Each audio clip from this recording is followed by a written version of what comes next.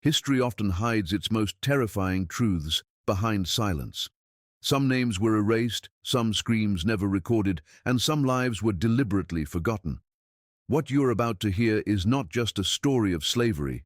It is a descent into cruelty so brutal that even time tried to bury it. This is one of those stories that refuses to stay buried. Kafele Nzinga was born into a world where his name meant something, where the land beneath his feet carried the memory of his ancestors, and where freedom was not a concept but a living reality. His early life in Angola was shaped by rhythm, oral tradition, and community, a place where identity was woven through language, lineage, and spiritual belief. He was not property, not a number, not a shadow. He belonged to a people who knew the stories of their past and trusted the continuity of their future. That sense of belonging was the first thing that would be violently torn from him, long before chains ever touched his skin. The night his life was stolen did not arrive with warning. Armed raiders descended like a sudden sickness, burning homes, dragging bodies through dirt, and turning villages into graves. The air filled with screams, smoke, and confusion as families were ripped apart in seconds. Kafele was seized not because of something he had done, but because of what he was, a body that could be sold, a life that could be converted into profit. Bound with others, he was forced to walk past the ruins of everything he had known, watching familiar faces disappear into death or darkness, while the world he trusted collapsed behind him. With each step away from his homeland, pieces of Kafele's identity were stripped away. His captors did not care for his name, his language, or the meaning behind his existence. Communication became punishment, memory became dangerous, and resistance became a reason for torture. The farther he was taken, the more silence was enforced, as if forgetting who he was would make him easier to control. Hunger and fear became tools, used deliberately to weaken not just the body but the mind, until survival itself felt like betrayal of the life he once lived. By the time Kafele reached the holding camps near the coast, he had already been transformed in the eyes of his captors. He was no longer seen as human, but as inventory, inspected, beaten, and marked. His body was examined for strength, his spirit tested for submission, and his will targeted for destruction. The sounds around him were foreign, languages he did not understand, cries that mirrored his own terror, and orders barked with cruelty. Every moment was designed to remind him that freedom was gone and that remembering it was a form of suffering. What made this theft of freedom truly horrifying was not only the physical captivity, but the deliberate attempt to erase the person Kafele Nzinga had been. His past was treated as a disease that needed to be burned out of him, his culture as something dangerous that could inspire resistance. Even before the ocean separated him from Angola, he was being reshaped into something unrecognizable, forced to exist in a space where time blurred, hope thinned, and identity dissolved under constant violence. While the memory of who he once was lingered like a wound that refused to close. The journey across the ocean began in darkness, long before Kafele Nzinga ever saw the water that would separate him from everything he had been. He was herded into the belly of a ship where daylight barely existed, forced downward into a space designed not for living beings but for storage. The air was thick with rot, sweat, blood, and human waste, so heavy it burned the lungs with every breath. Bodies were chained side by side, packed so tightly that movement became impossible, and even turning one's head invited pain.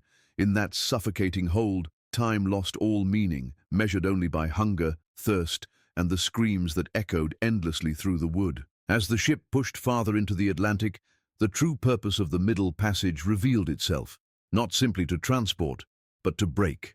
Men, women, and children were reduced to shapes in the dark, their individuality erased by filth and fear. Disease spread rapidly, feasting on weakened bodies, while the dead were left among the living until they could be dragged away. The sound of coughing, crying, and chains scraping against raw skin never stopped, even when exhaustion demanded silence.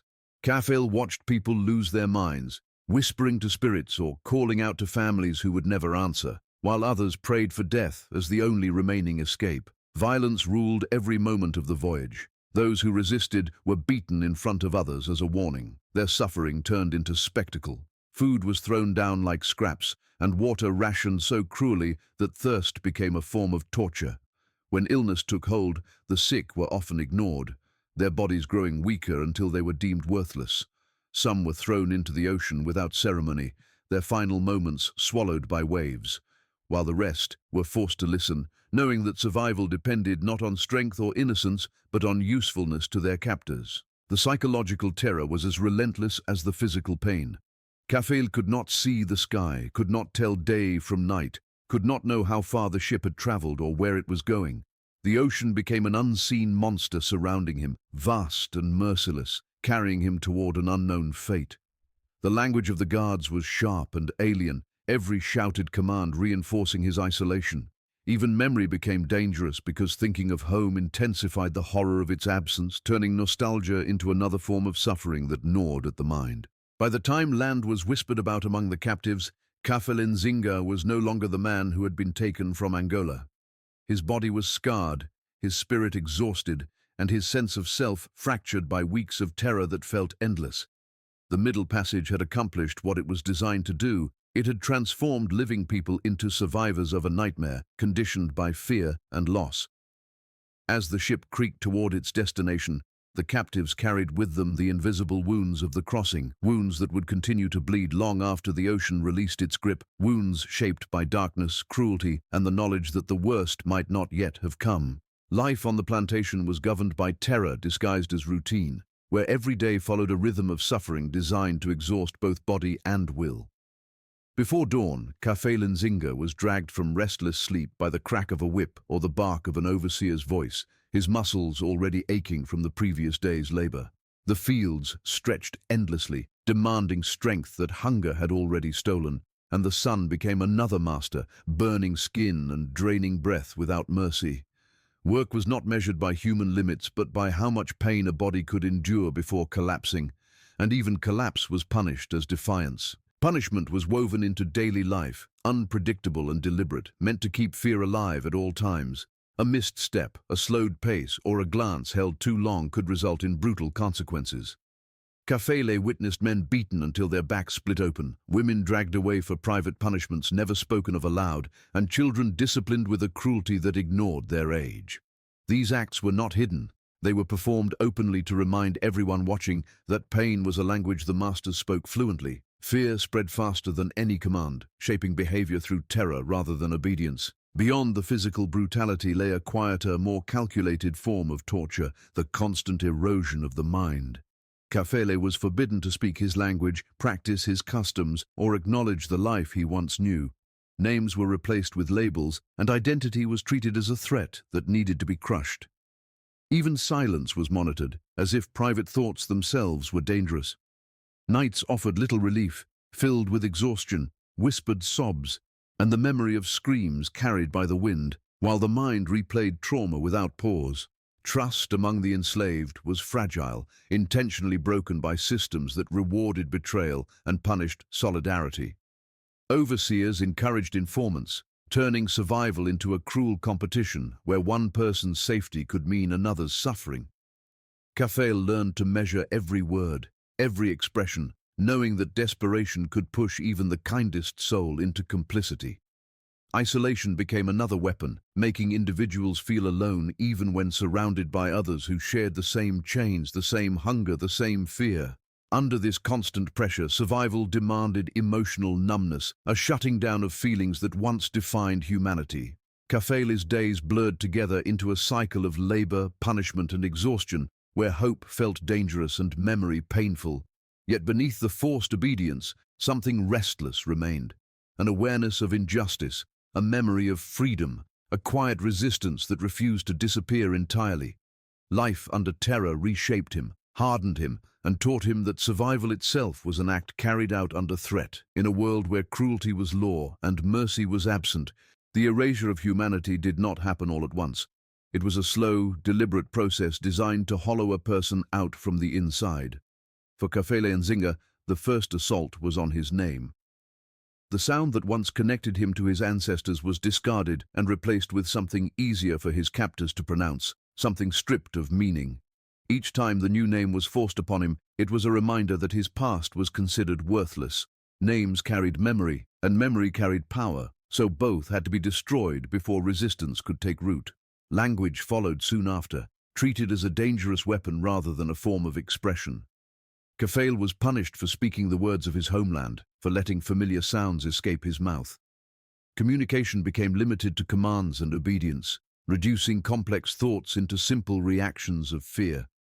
Without language, stories could not be shared, history could not be passed on, and grief could not be properly voiced. Silence was enforced not as peace, but as control, ensuring that the enslaved remained disconnected not only from their origins, but from one another. Culture, too, was targeted with calculated cruelty. Spiritual practices were mocked or forbidden, rituals labeled as savagery, and beliefs dismissed as superstition. Kafele's understanding of the world, how life, death, and the unseen were connected, was treated as something shameful that needed to be beaten out of him. Forced conversion and imposed customs were not acts of guidance but tools of domination, meant to replace ancestral wisdom with obedience. The destruction of culture ensured that even in survival, something essential would be missing. The body itself became a battleground where humanity was denied. Kafele's pain was ignored, his injuries dismissed, his exhaustion treated as laziness. He was worked when sick, punished when weak, and discarded when deemed unproductive. Physical suffering was normalized to the point where compassion was considered unnecessary.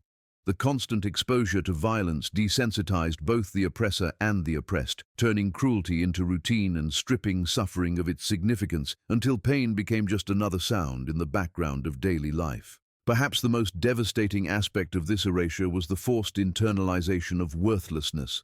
Over time, Kafele was made to question his own value, his own right to exist beyond labor. Repeated humiliation, degradation, and punishment worked to reshape self-perception, pushing him toward acceptance of the lies imposed upon him.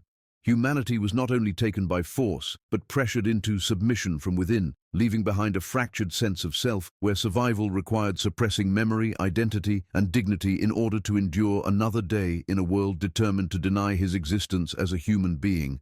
The reason stories like Kafele Nzinga's were buried is not because they lacked importance, but because they revealed truths too disturbing for those in power to confront. Official records focused on numbers, transactions, and property, carefully avoiding the lived experiences of the enslaved. Pain did not fit neatly into ledgers, and suffering could not be justified without exposing the moral collapse that sustained the system. By reducing lives to statistics, history was shaped into something clean and distant, allowing generations to look away without feeling the weight of what was done. Silence became a deliberate strategy, reinforced by laws, education, and selective memory. The voices of the enslaved were rarely preserved, not because they had nothing to say, but because no one with authority was willing to listen. Testimonies that did surface were dismissed as exaggerations or emotional outbursts, unworthy of serious consideration. Kafele's story existed in fragments, whispered among descendants, hinted at in overlooked documents, and carried in cultural memory rather than official narratives. This absence was not accidental. It was engineered to protect reputations and national myths. The horror was also buried beneath narratives of progress and civilization. Enslavement was framed as an unfortunate necessity or a stepping stone toward economic growth, while the violence required to maintain it was minimized or ignored. By celebrating the outcomes while erasing the cost, history became unbalanced, favoring the comfort of the present over the truth of the past. Kafele's suffering, like that of millions, was sacrificed to preserve a version of history that allowed societies to view themselves as righteous rather than complicit. Even after slavery formally ended, the suppression continued through neglect and distortion. Formerly enslaved people were denied platforms, resources, and credibility, making it nearly impossible for their stories to reach wider audiences. Trauma was passed down through generations, carried in silence rather than speech, because reopening those wounds offered little promise of justice. Kafele's life, reduced to a shadow, survived not in textbooks, but in the emotional scars left behind, scars that shaped families and communities long after the chains were gone. What makes the buried horror most unsettling is how easily it can be forgotten again. When stories remain untold, cruelty becomes abstract and empathy fades into detachment. The absence of voices like Kafele Nzinga's creates a hollow space where denial can grow, allowing similar patterns of dehumanization to repeat under new names. Unearthing these stories is not about reliving pain for its own sake, but about confronting the darkness that shaped the world, acknowledging the lives consumed by it, and recognizing that the true horror of history lies not only in what happened, but in how willingly it was erased.